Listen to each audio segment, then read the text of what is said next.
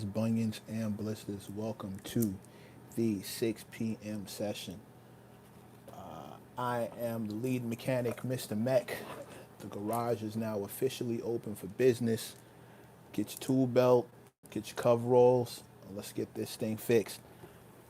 You see the topic. I saw this debate running around.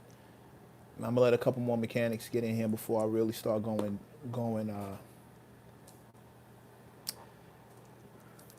start doing some things as far as this list is concerned. Just gonna wait for a couple of the mechanics. In the meantime, do me a favor, hit the likes, hit the subs. That's how you show your boy love. Let me know how you feel, and I want to say thank you to all the mechanics who hopped in the comment section, and we had that nice healthy back and forth as far as the 50 Cent thing is concerned.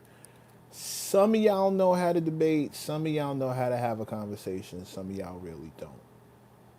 I'm not sure what's up with that. But shout out to all the ones who do know how to chop it up and get their point across. A couple of y'all really changed my mind. I got some new information out of the comment section, which is always the best, right? For me, personally, always the best when the comments give me info that I didn't have before. I had, what, or something that I may have forgotten as far as I was questioning why Pap would go in on 50 now.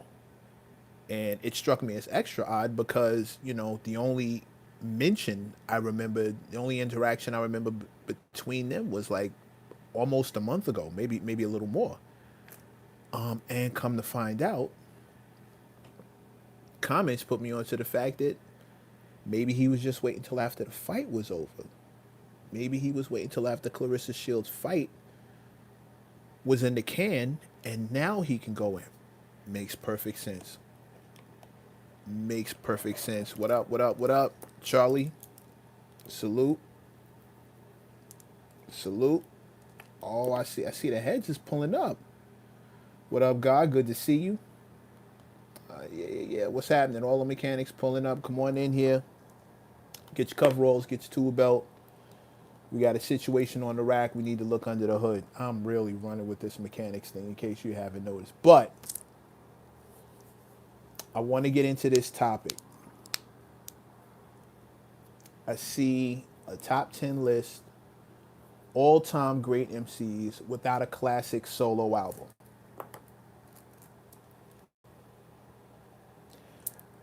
Let me tell you what I spent way too much time doing before I even got to scrutinizing the names on the list.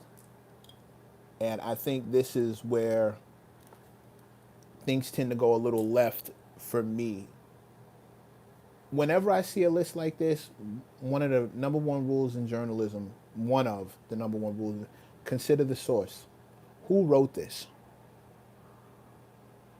Who wrote this list? Who's responsible for this list? The closest I could come to finding it is a page called Mad Slander. And I'm trying to figure it out from there. Mad 2_slander. Let me see if I can get back over to that real quick.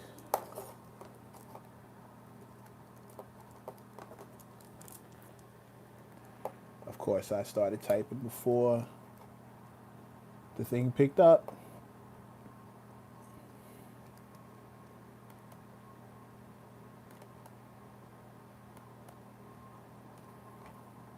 Yeah. When it comes to a list like this, one of the first questions I always ask is who wrote it? Who wrote it? You always want to consider the source of anything, right? And secondly,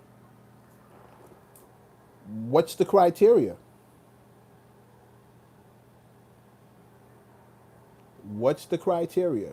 Mad Slander joined October 2023. He's fairly new. But this is the first page that I'm finding it on. And I'm not going to hold you. I didn't do a whole bunch of looking because My goal is not to debunk whoever's talking. That's not it. And for that, I would really do a deep dive into the person who's writing this thing. You want to find out if, you got to figure out if they got any grievances with people, or they were a part of a specific camp, or what it is. I saw that. Salute. But yeah, you always want to consider the source. Rule number one of journalism: you go checking out some website that you're gonna go get your facts from. You find out that they're backed by, like, the Daughters of Liberty or something like that, and all of a sudden, all of the information you get from there needs to be taken with a grain of salt. Always want to consider the source of the people who are writing this list. For me specifically, where's homie from? Will there be a coastal bias? How old is he? And that's only relevant because I need to know how much exposure he's had to these artists. The artists on the list are all pretty OG status. Which, of course, you would have to have if we're talking about, you having a solo classic album and it being a big deal that you didn't have one. You wouldn't really scrutinize it, somebody who just got in the game that way. So they would have to be legendary. So if that's the case, or at least notable. So if that's the case, how much exposure have you had to these artists and their albums and their catalogs? It's a huge difference hearing it in 2026 versus being around in 96 when some of these albums may have come out. And some of these artists may have started their runs. So I went down the list. Number 1, Grand Poobah. Number 2, Method Man. Number 3, Jadakiss. Number 4, Fabulous. Number 5, Black Thought. Number 6, Inspector Deck. Number 7, Ludacris. Number 8, Busta. And it even says debatable. Their words, not mine. Number 9, Andre 3000. And number 10, Cannabis. Let me start here. I think I already said this, but it bears repeating. What's the criteria? How are you judging a classic? See, I see a lot of people jumping in saying, oh, this is a classic, that's a classic. What's the criteria? What is the criteria? This is where these conversations start getting super tricky, and why when it comes to me, I'm pretty sure a lot of you guys maybe who are in here, especially the mechanics, you may be familiar with my work. You've seen the way I debate. I have questions. Before we even get started, I have questions. Before I even kick in my opinion, I have questions. Especially when we're talking about art, because so much of it is so subjective. And so many people cannot be objective about art.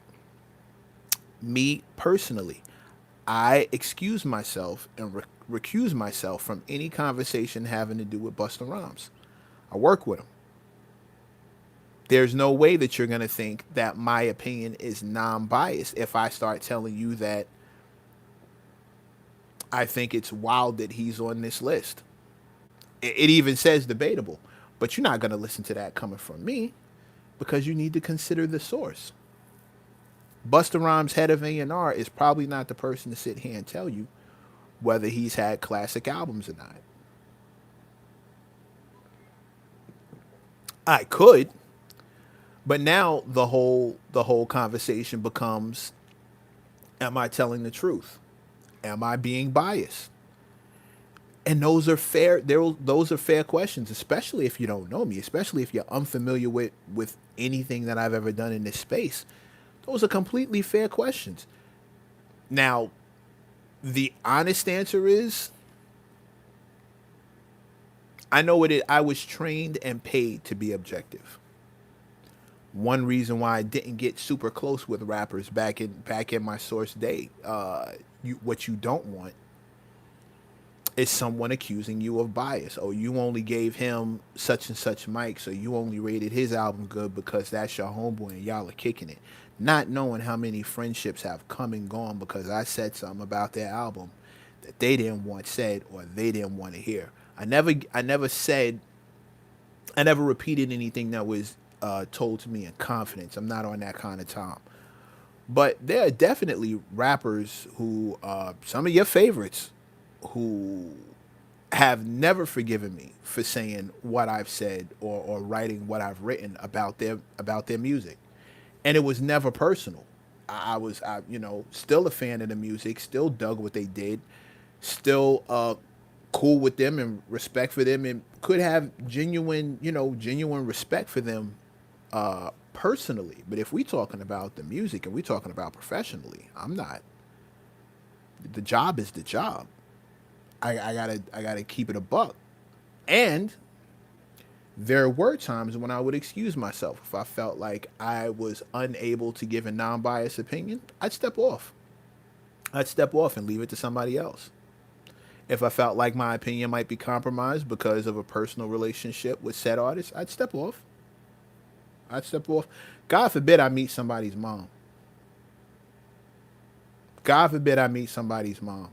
It's gonna be real hard for me to tell Miss such and such baby that his album didn't live up to the last one, or he's taking a creative step backwards, or his choice in beats is not there. God forbid I met his mother. I don't know if I'm gonna be able to do that. There were times, didn't happen often, but there were times when I would excuse myself. What the internet has allowed people who make lists like these to do is completely and totally throw the grenade in the room, excuse me, and you never have to see the person that did it. You can't check their credentials, you can't even ask them their criteria, which is huge. One of the running definitions of a classic album is the test of time is 10 years. So if 10 years, what you're predicting when you say this album is classic is that 10 years forward, this album will have the same kind of replay value and hold the same kind of like reverence and just be just as dope 10 years later as it was 10 years ago. But there are so many different people adding so many different sets of criteria, so many different steps to what makes a classic. I'll tell you something I've never judged a classic by, and that's how many albums it sold. That's the dumbest thing ever. Social impact, definitely a good one. Listenability, quality of the music, that's high on my list, but that's my list specifically. There's so many people who are going to tell you, you know, can't be classic, it didn't sell. Not everybody, people ain't even heard of that album. And I get their point. But when you work behind the scenes, you understand that, the album's reach is more a matter of marketing and not quality. There are fire albums that the masses have never been exposed to. It doesn't make the album any less fire. It just means the marketing budget wasn't as big as the marketing budget of the guy or girl or group that came out around the same time and completely dwarfed them, or the multiple artists that came out around that time. And this is the kind of criteria that we don't cover when we started asking and answering these questions. So, Grand Poobah, does he have a classic album? Based on what? Sales? Popularity? Quality of work? Cohesiveness? Content? What are we judging it on? 10 years? Because if it's 10 years, you see what I'm saying? These questions are, I hate to be a party pooper here, but this was the job. You guys have to understand, from like 2000 to like 2000, from like 99, teenage 99 to like 2010, 2011. This was the whole job. This is what I got paid to do, and I learned from the masters of the craft.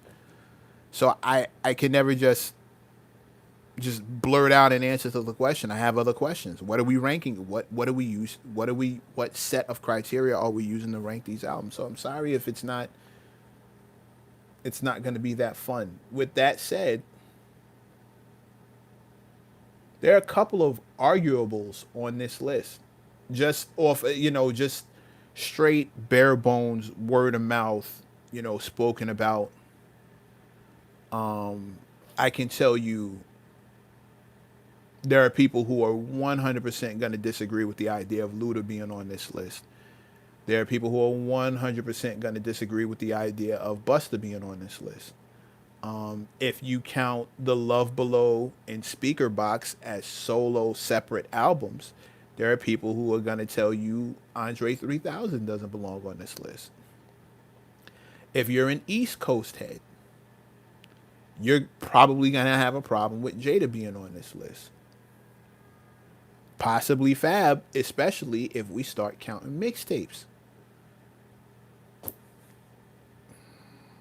It's it gets super weird.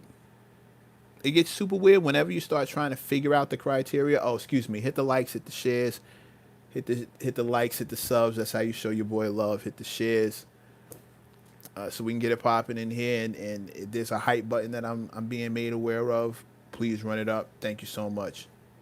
What's happening in here? One of these.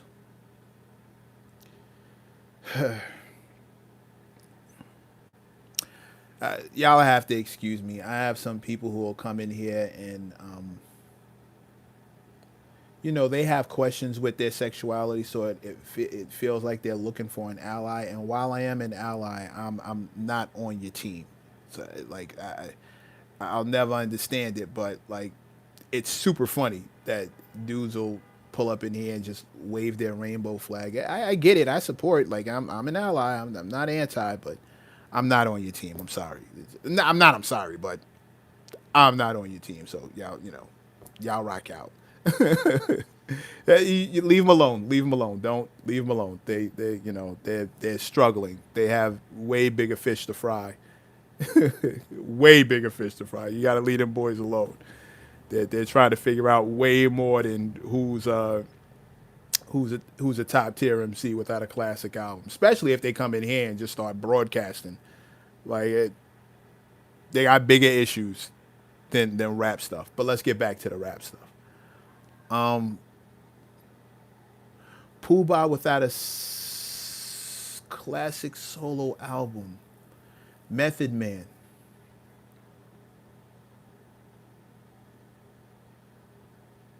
I don't know if Method. I don't. That one might be. See, some of them feel like no brainers, but it really depends on who you talk to. You start talking to people from Now Rule. What about Royce? Royce, I would say the Allegory is probably one of his. But I'm see, and that here we go. I'm a Royce fan, so for me, Death is Certain is crazy. Death is Certain is crazy. Who's doing the ranking? Who's making the decision? Or Book of Ryan. See, Book of Ryan. Book of Ryan was crazy, but Royce didn't make the list. Royce ain't on the list. Peace, peace. One time for all the mechanics. Thank y'all for pulling up. Hit the likes, hit the subs. That's how you show your boy love. CB74, I'm getting better. Hit the likes, hit the subs. That's how you show your boy love. Welcome to the garage. We just kind of having a quick little dissection on this thing here. On this list. I'll read the list again one time. It's Grand Poobah, Method Man, Jadakiss, Fabulous, Black Thought, Inspector Deck, Ludacris, Busta Rhymes, Andre 3000, and Cannabis. Walaikum salam. Alaikum salam, King. Oh, wait a minute. We got a super chat. Week TV Atlanta. Thank you so much, bro. Much respect. Tikal isn't a classic album. See, Week TV. Am I saying no? Yeek TV. Yeek TV. My bad. There are people who I feel where you coming from, bro. I'm not even mad at you for raising that question. Tikal isn't a classic album. You think about I would say no brainer. Tikal has classic singles. No brainer. No brainer. No brainer. All I need, bring the pain, release your Delph. I'll say Tikal 100% has classic records, but a full body of work. Redman is beyond the. Redman get a class. Redman, Muddy Waters, bro. Muddy Waters. Muddy Waters. Muddy Waters. That's not even a discussion. Muddy Waters. Yeah. Yeek TV Atlanta. Tikal isn't a classic album, bro. I, I, I hear you. But he's number two on the list.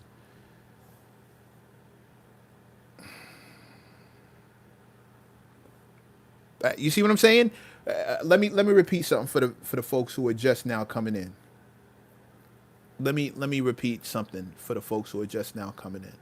First of all, it was a ranking by MC. So the first thing they said was uh, top 10 all-time great MCs. So we're instantly eliminating anybody who falls in the rapper category. We're talking about wordsmiths. We're talking about people who spit the business. You have to have had a gang of solo material out. And here we are, instantly I'm falling into the trap that I was talking about early on. One of the main things when we start talking about this list is criteria. Who's setting the criteria?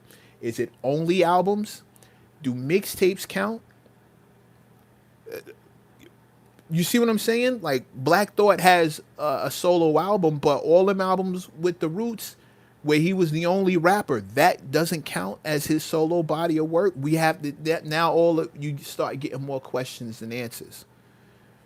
And how are we figuring what a classic is? What metric are we using to rate the classic? Is it the 10-year mark? Is it sales? Is it popularity? Is it influence? We start getting all these different questions. And as I'm sitting here picking it apart, I just keep coming back with even more and more questions. What are we using to decide on what a classic is? Because if we do that, now we at least have a foundation of what to go off. But you don't know what the user had in mind when he said classic. Yeek TV again. Yeek TV Atlanta.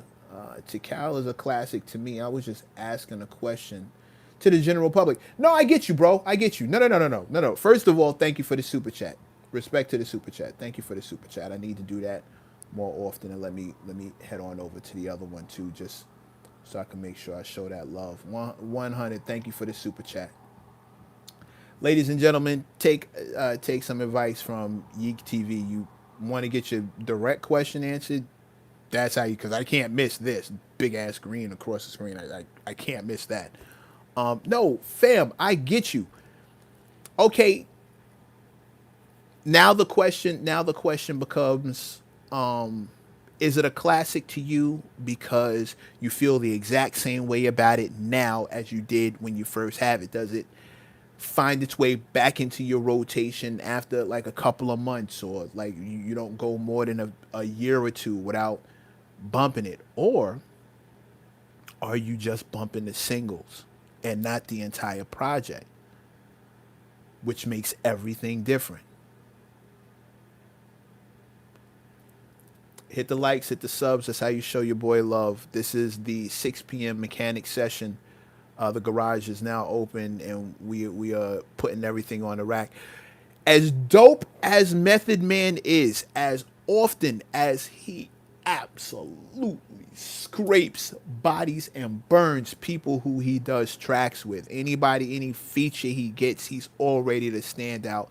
It sounds insane to even consider that that guy doesn't have a classic album. Wild. Why? Okay, here's another thing.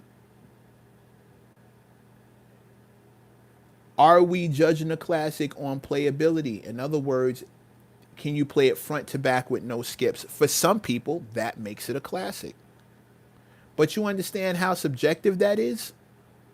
What if you just weren't in the mood for one specific song that day and that was the one that played, and now from now on it's just Yeek TV back at it again. Yeek TV Atlanta, thank you for the super chat. Send that a like. It was a classic when I heard it in 1994. I'm gonna give that a like. But what about? And I'm assuming that you feel that way about it now. 30 years later, Jesus Christ, 30 years, Lord Jesus, give me a second.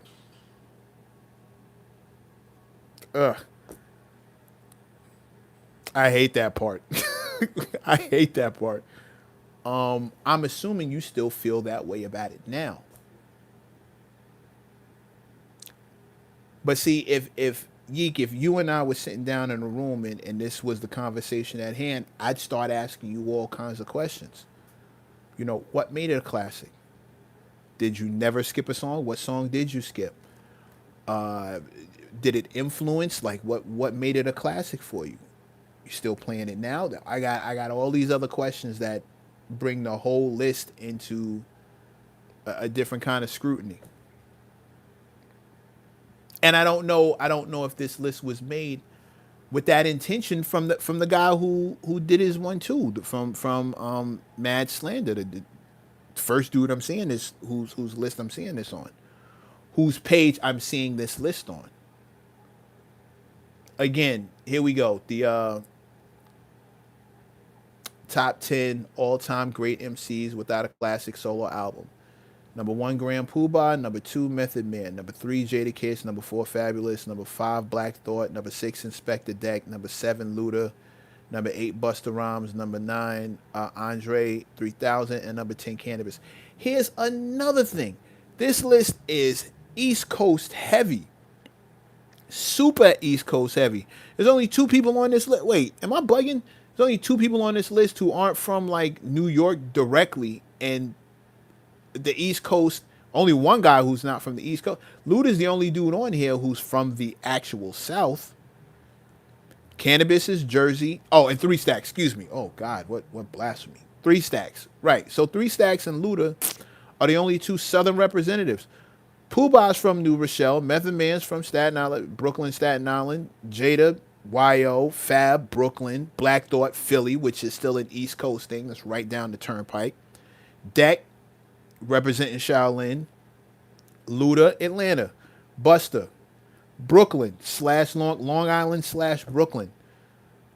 3 Stacks, ATL, and Cannabis is Jersey. This is a heavy East Coast list. Heavy East Coast list. So you're assuming that now I really want to know where the guy who wrote this is from. What if he's not even from the East Coast? What if he's from the West Coast? What if he's from the West Coast? What if he's from the Midwest? What if he's from Canada? These things matter. It starts to reshape the lens a different way. These things matter. I see 8 Ball and MJG, the Lost album. See, I'm not even mad at these.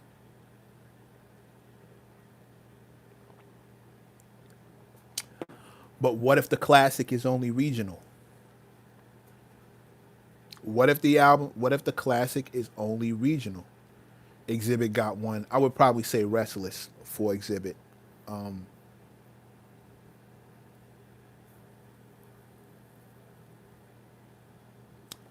Rassassination might be, but Rassassination is just like a personal favorite album of mine from Rasscast. But I don't know if it counts as classic. It really depends on the metric that we're weighing it by. At the speed of light. I'm not mad at that. See, I get it. But being objective means that you can understand it. It's understanding and acknowledging that you're a fan of something, but also recognizing that what you're a fan of, it may not be a classic album.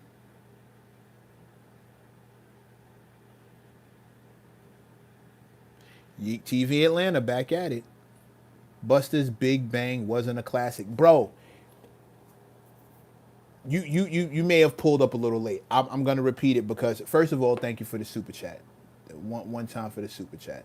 Let me give that a like. Much appreciated for the super chat. Salute to you, King, for the third one. Um, Big Bang, extinction level event, like when disaster strikes, bro. You, but, Yeek, hear me out. I stepped off on this because I recuse myself. I excuse myself from any debate when Buster's name comes up because my bias is pretty evident. Or my objectivity can be called into question. I'm the man's A&R. So my objectivity can be called into question. But me being the stand-up dude that I've also me being the man of my word, I can tell you, I think Busta's got two, maybe three debatable, depending on who you ask, possibly more. But like that whole when disaster strikes, ELE 2, I think some of those can really be in the discussion. But I'm not sure that I'd have Big Bang in the discussion. But I believe Busta doesn't belong on this list. But I wouldn't start debating it because nobody would want to listen to me. You don't want to hear his A&R talking. A Tribe Called Quest, I don't know. A Tribe Called Quest doesn't have a bad album. Let's just we I don't that's it's blasphemy to even bring them in the conversation into this conversation. I don't even want to discuss A Tribe Called Quest. Um, yeah, I this whole conversation just becomes different when you start picking apart the criteria, start trying to figure out the metrics. What are we deciding by? What's your definition of a classic? Do mixtapes count? Is this regional?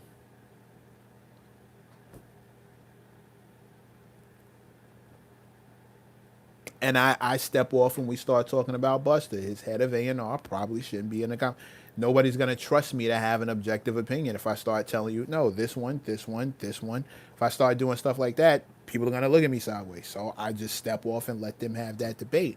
I know how I feel about it. I know what my brain tells me, but I leave it alone. Same as I would if I was, A&R for Andre 3000. I'm not sure. I wouldn't be in those conversations like that. But what's the criteria? How are we judging? Are we judging by record sales? Are we judging by who went platinum, who went gold? Personally, I've never thought that record sales belong anywhere in any kind of music conversation, ever. I've always felt anybody that I'm debating music with who brings up album sales, you lost. You lose instantly. The conversation's over. I'm cool to just let you keep talking at that point. You start bringing up who sold what, I'm cool on that. I'm cool on that conversation. Yeek TV back at it. Tribe has 4 classic albums. Stop again, Yeek. I'm liking and I'm loving. Thank you for the super chat, but I gotta show you don't want to. Yeek. I don't think they belong in this talk. I don't think A Tribe Called Quest belongs in this talk. I don't think they should come up at all. I don't think anybody should be questioning Tribe. But the question is without a classic solo album. So now I have to ask you, does Q-Tip have a classic solo album? See what I'm saying? Now it starts getting a little Run DMC I'm seeing in the chat, but Solo album is the question. Are we talking about classic solo joints? Because now I need to know if Q-Tip has one.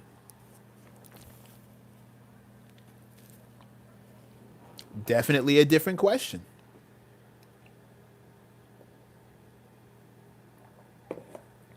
But I think a Tribe Called Quest are untouchable. We're not I'm not entertaining a conversation that even hints that a Tribe Called Quest is anything less than stellar. We're not even having that. We're not even having that. I'm not. I'm not. I'm out of that conversation. If that comes up, I'm going. Yeek TV, thank you again for the super chat. The Renaissance is a classic album to me from Q-Tip.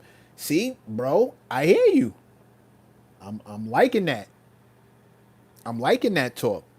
The Renaissance, but not amplified. See, again, but we talk about flawless groups, and you talk about when the members go solo. Yeah, bro, Grand Pubai came up on this list, but Sadat X didn't. And Sadat X has multiple solo projects. So does that mean Sadat X has a classic album, or does that mean that Sadat X isn't a MC on the same tier with the people who are on this list?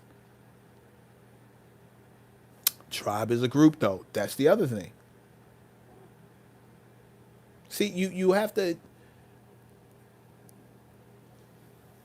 top 10 all-time great MC. So that kind of starts separating. But does Grand Poobah belong in the top 10 all-time great? See how this happens? See how it starts multiplying, how the questions start, because you never got the criteria, because you don't have the list, the list of criteria from the guy who came up with the names, who decided who was going to be on this list. You don't even know how to properly judge it. You're just winging it, and you end up in a conversation with a bunch of people who are telling you how they feel, and it's based on how they feel. It's not based on any one or two or three sets of metrics. It's all personal, and that's when this just starts getting fuzzy. And I love these conversations. These are like my favorite kind. Please believe it. These are my favorite kind. I love being in here with the mechanics, and we having this kind of talk. Oh shit! Hold on, another super chat. Shout out to Rob Foster. Thank you for the super chat, King. Let me give that a like. Give that a like. Let me read it out loud. My homie said Royce should be on the list, but I think Book of Ryan is for. I'm assuming you were gonna say is for sure. Is for sure a classic. Also, I think we've watered down classic at this point.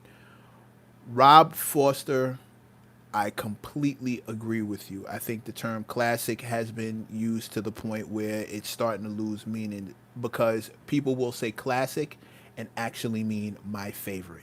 Yeek TV, another one. Thank you for the super chat, Yeek. How many classic albums does Common have? Oh man. Um like Water for Chocolate off the rip. Like Water for Chocolate off, that's the first one that came to my head. Like Water for Chocolate. B is probably another one that I can make a strong argument for. Um,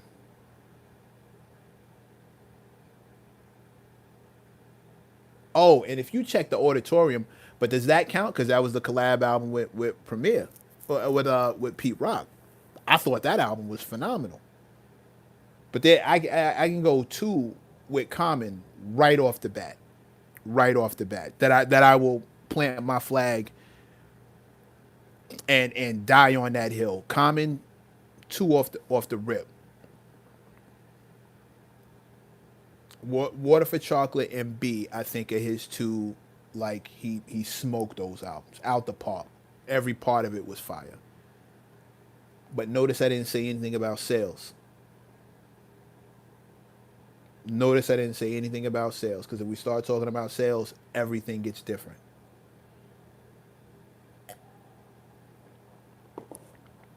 Which is why I've never given a damn about sales. I see Finding Forever on here. See, people are gonna jump. People are gonna jump. I don't know if I would fight for Finding Forever though. That was the joint with if I'm not mistaken, that was the album that he did with Pharrell. I'm not sure if I would fight for that one. Real Talk from Fab was classic. See, and as a New Yorker, as a born and raised native New Yorker, I always have to be careful about East Coast bias. I always have to be super careful about East Coast bias. Yeek TV from Atlanta, yo, he's going in. Yeek, you getting busy. Another stupid chat. I say three. Him and Dilla made beautiful. Oh God, yeah. You know what? I'm gonna like that.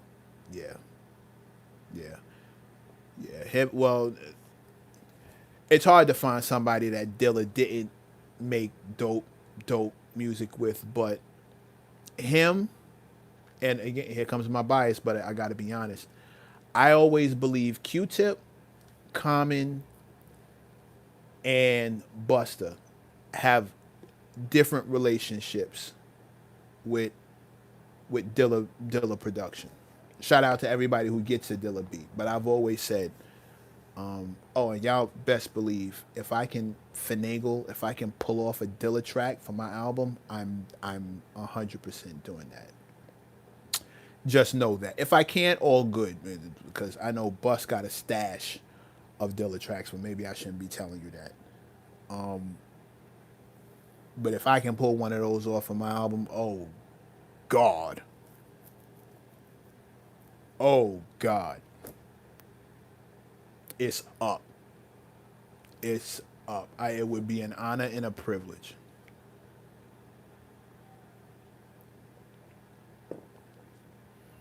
What about classic mixtape? See, now we get it, now we're spinning off into a whole different conversation. Cause I don't know if, yeah, Black Thought has mixtapes. He did a couple of mixtapes, but I don't know if everybody on here even has a mixtape. I've never heard an Inspector Deck mixtape. Busta has a couple, but Cannabis came up on the mixtape circuit, but I don't know if he had one by himself. Scarface the Fix, not even a question. Not even a question. Most of the country don't, and this is where it starts getting fuzzy, ladies and gentlemen. Please understand that I'm on your side. I'll read the list again. Grand Poobah number one, Method Man number two, Jadakiss number three, Fabulous number four, Black Thought number five, Inspector Deck number six, Ludacris at number seven, Busta Rhymes at number eight, but it says debatable. It's in debatable in parentheses, and Andre 3000 at number nine, and Cannabis at number 10. That's the list. That's the list. But what's a classic? What's a? I think I'm gonna start a list and just start breaking down like what a classic is, and see who agrees with me. See how many different steps we can get people to agree on. Maybe if we can come to some kind of consensus on what a classic is, number one, we'll stop watering it down and using it for everything. And number two, we can really get some of these conversations into a better frame of light, into a better frame, and we really get it. I think maybe that's the list I come up with. Maybe that's the list I sit down. It's gonna be a little bit more involved than this because I got to start, picking it apart. But I think one thing that happens is people mistake their favorite for a classic, or their classic for their favorite. You're calling this album a classic, but what you really mean is it's your favorite. Same way you'll call somebody the GOAT, but you really mean they're your favorite. This is your favorite artist. They're not the GOAT, but they're your favorite, and that makes sense. But that doesn't make them a GOAT. That doesn't make them the GOAT.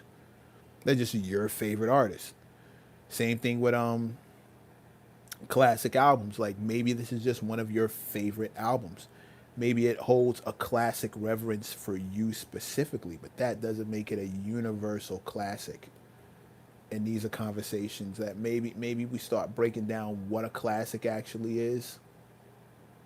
That might be my next conversation. But listen, here for a long time, here for a good time, not a long time.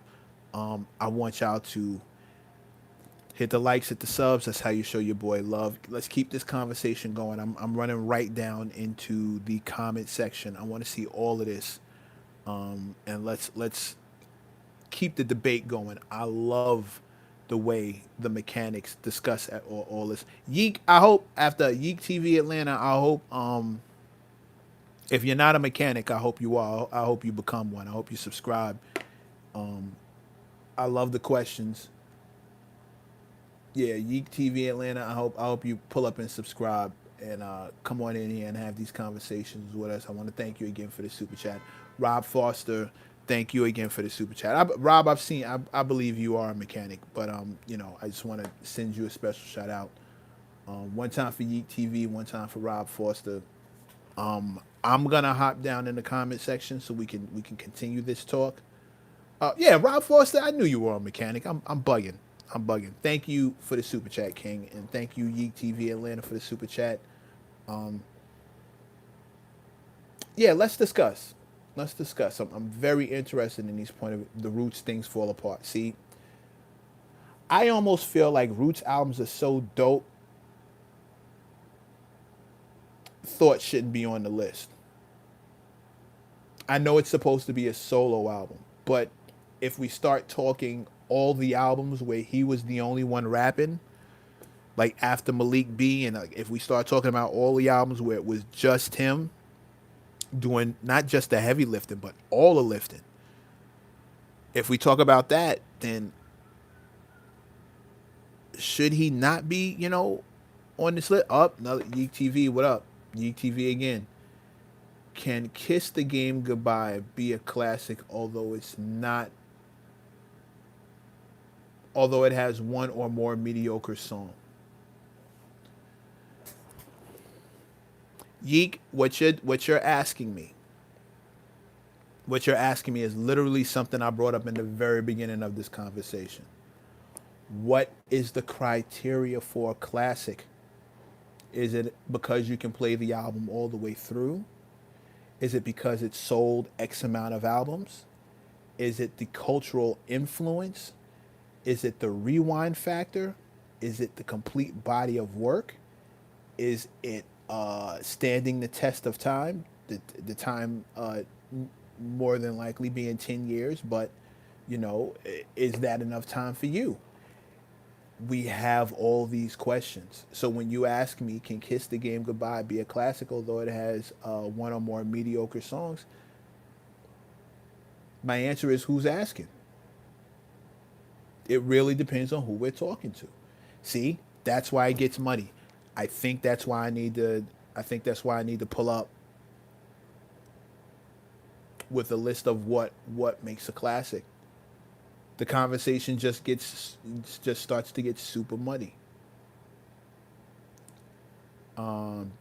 Kiss the Game Goodbye is definitely not a classic. Definitely has skips. But do skips negate a classic? See, now we have a definition just by this part of the conversation that we're having.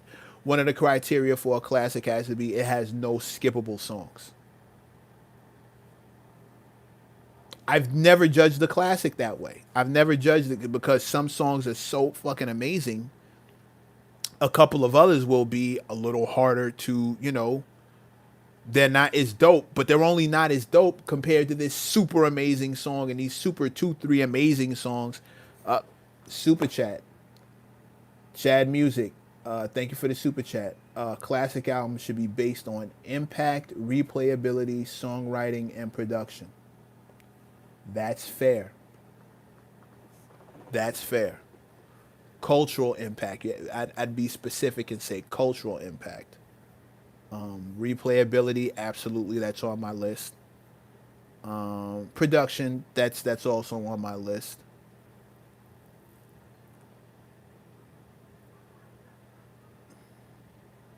I think content counts. I think content counts, and then content becomes regional because Paul Wall sitting on, sitting on fofos, wrapped in faux vogues.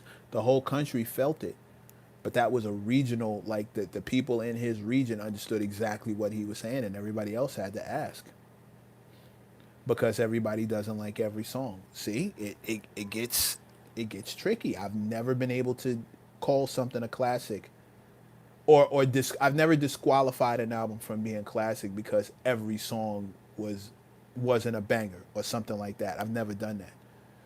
Some songs even need to, if you're trying to put together a little A&R trick, if you're trying to put together a body of work, there are going to be some songs that need to kind of take a step back energy wise, kind of like a mellow out moment where something of a serious subject matter comes up, and this is the record for that, so that the song's not a banger per se, but then the song 2 songs later is right back to that same energy and banging out the roof.